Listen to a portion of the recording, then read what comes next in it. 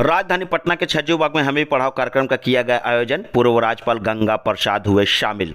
खबर राजधानी पटना से है। जब आपको बता दें कि आज छज्जू बाग स्थित BIA हॉल में हमें पढ़ाओ कार्यक्रम का किया गया आयोजन। बताते चले कि हमें भी पढ़ाओ के तहत स्लम में रहने वाले गरीब और असहाय बच्चे को निःशुल्क शिक्षा के साथ साथ शिक्षा की सामग्री भी दी जाती है। वहीं आपको यह बता दें कि मुख्य अतिथि के तौर पर केरल के पूर्व राज्यपाल गंगा प्रसाद मौके पर हुए शामिल। उन्होंने कहा कि यह बच्चे आगे चलकर देश की भविष्य को बदलेंगे। वहीं हमें भी पढ़ाओ निःशुल्क शिक्षा आंदोलन के संस्थापक राजऋषि आचार्य सुदर्शन जी महाराज ने कहा, यह संस्था पिछले 20 सालों से चल रहा है।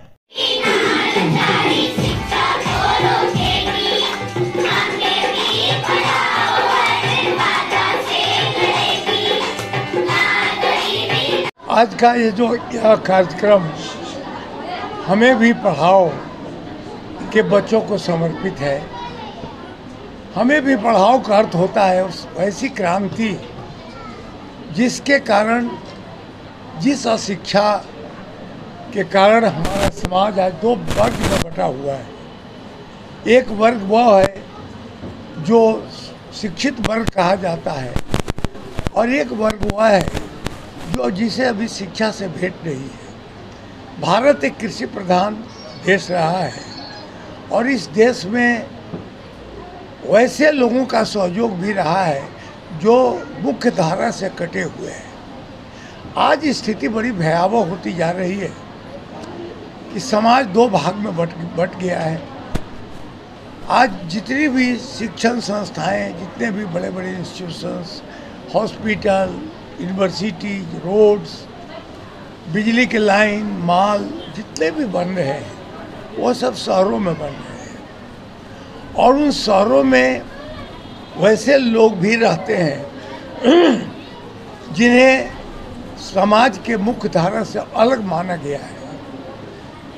उन लोगों के जो बच्चे हैं, उन लोगों के जो सहयोगी लोग हैं, उन लोगों के साथ जो रहते हैं, उन लोगों के लिए समाज में आज तक नहीं सोचा गया है।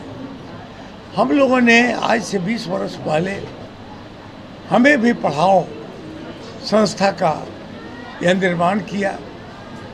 वह आज देखेंगे बड़े बड़े शहरों में जितनी भी बड़ी बड़ी ऊंची इमारतें हैं, बड़े बड़े मॉल बने हुए हैं, बिजली लगे हुए, यूनिवर्सिटी, हॉस्पिटल, कॉलेज सब बने हुए हैं, लेकिन सब शहरों के लिए है। गांव जो 85% के लोग जहाँ रहते हैं उन लोगों के लिए कुछ नहीं है। तो आज भी बड़े बड़े शहर में जब आप जाइए, पटना जैसे शहर में, तो शहर के बगल में एक झुग्गी झोपड़ी की भी बस्ती होती है जहाँ लाखों लोग के तहत जो है एक नया ब्रांच खोला गया है यारपुर में। तो सर लगातार इनके कंधों पे भार बढ़ता ही जा रहा है, यानी राजऋषि आचार्य सुदर्शन जी महाराज के कंधों पे भार बढ़ता जा रहा है। सरकार की तरफ से कोई नहीं नुमाइंदे आ रहे हैं, ना देख रहे हैं, और यहाँ तक कि ना कोई संस्था आ रहा है। सर क्या वजह है सर, इस पर आप क्या कुछ कहेंगे? देखिए, सरकार क्या कर रही है वो तो है, जनता देख रही है और जनता अपना, आप लोग मीडिया वाले लोग हैं, सब देख ही रहे हैं।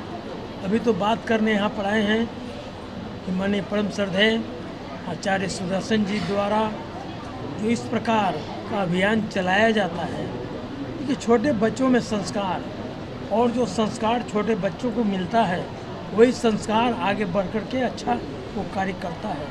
तो यदि इन छोटे बच्चे में अच्छे संस्कार मिल जाएगा और ये छोटे बच्चे भी स्कूल में जाएंगे, फिर उस संस्कार को प्राप्त करके उसी रूप में वो कार्य करेंगे। और नहीं तो आज तो देख रहे हैं कि आज इस प्रकार छोटे छोटे बच्चे कोई भीख मांग रहे हैं, कोई कुछ कर रहे हैं, कोई कुछ इस तरह से बेकार मने आज मैंने छोटे बच्चे लोग जो बहुत बड़ी आगे चल कर के सच में जैसा कहे माननीय आचार्य जी, वो एक बड़ी बड़ी समस्या पैदा हो जाता है, क्योंकि उनको संस्कार मिला नहीं। गलती उनकी नहीं है, गलती समाज की है और समाज के सभी वर्गों को चाहिए इस प्रकार के बच्चों को एक अच्छा माने उनको संस्कार दें। और इसमें राजनीति करने की आवश्यकता नहीं है, इसमें है कि यह एक समाज को बनाना है और समाज से ही, जैसे अब बिहार, तो बिहार का समाज बनेगा, इससे देश बनेगा और देश से आकर के भारत से, जबकि कभी समय था कि भारत संसार भर के लोग भारत में सीखने आते थे। भारत संसार का गुरु था क्योंकि भारत में संस्कार मिलता था। और आज भी लोग भारत पर आशा भरी दृष्टि से देख रहे हैं। आज जिस प्रकार आतंकवाद फैल रहा है, आज लोग भारत से ही आशा करते हैं यहीं से शांति मिल सकता है। इस प्रकार का संस्कार देने का काम आचार्य जो कर रहे हैं बहुत ही सराहनीय कार्य है।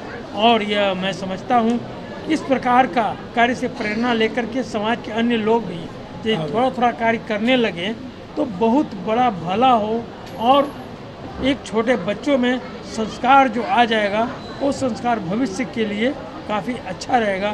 तो इसलिए मैं समझता हूँ कि आज जो आचार्य जी ने जिन कार्यों को प्रारंभ किए और जिस कार्य को पहले से करते आ रहे हैं बहुत सराहनीय कार्य है और इसकी आवश्यकता है आज के समय में। सर, आपको आमंत्रित किए हैं महाराज जी, तो कब विजिट करेंगे या क्लास लेने का? इन्होंने कहा कि आप क्लास लेने जाएंगे, जैसे लालू प्रसाद जी गए थे, तो क्या प्लानिंग है सर? अरे जब बुलावेगा पढ़ाना क्या है, बच्चे को तो पढ़ाने का है, पढ़ाना क्या अभी तो आवेंगे सेंटर पर जाएंगे। Thank you sir. अपने लिए तो सब लोग जीते हैं, ऐसे लोग बिरले ही होते हैं जो समाज के लिए जीते हैं, और आचार्य जी इसमें एक हैं। और इन्होंने ऐसा हमें भी पढ़ाओ, यह देख करके ही पूरा हमको पता लग गया कि कितना ऊंचा आदर्श है इनका, और समाज के बच्चों के लिए, वंचित विशेषकर उपेक्षित और वंचित क्लास वर्ग के बच्चों के लिए इन्होंने ये काम शुरुआत किया है। और 20 वर्षों में 50,000 विद्यार्थी निकले हैं, ये बहुत बड़ा अचीवमेंट है। और हम कहना चाहेंगे कि शिक्षा ही वह माध्यम हो सकता है जिससे यह प्रदेश, यह देश उन्नति के शिखर पर पहुंच सके। और हमारा यहाँ का तो शिक्षा इतना नामी रहा है, नालंदा विश्वविद्यालय और विक्रमशिला विश्वविद्यालय, जहाँ दूर दूर से, जहाँ जिस समय कोई भी साधन उपलब्ध नहीं था आने का, उस समय 10,000 स्टूडेंट नालंदा यूनिवर्सिटी में पढ़ते थे। विश्व में कोई यूनिवर्सिटी उस स्तर का नहीं था। और ये जो बच्चे हैं इनमें प्रतिभा है, और इस प्रतिभा को संवारने और निखारने का काम इस तरह का मंच कर रहा, इस तरह का जो आचार्य साहब ने शुरुआत किया है। और हम तो रिक्वेस्ट करेंगे बल्कि कि हमें भी बुलाइए, हम इन बच्चों को पढ़ाने के लिए तैयार हैं। और इन बच्चों को आगे के लिए भी हम कहना चाहेंगे कि 12th के आगे नालंदा ओपन यूनिवर्सिटी में हम फ्री पढ़ाने के लिए तैयार हैं। और अगर हम सब लोग मिल जाएं और आचार्य जी के निर्देशन में और इनके लीडरशिप में इस तरह का काम हम लोग करने लगे, तो यह समाज निश्चित रूप से शिक्षा के साथ संस्कार भी मिलेगा, और यह देश प्रदेश आगे बढ़ेगा, और पुनः यह देश विश्व गुरु होगा।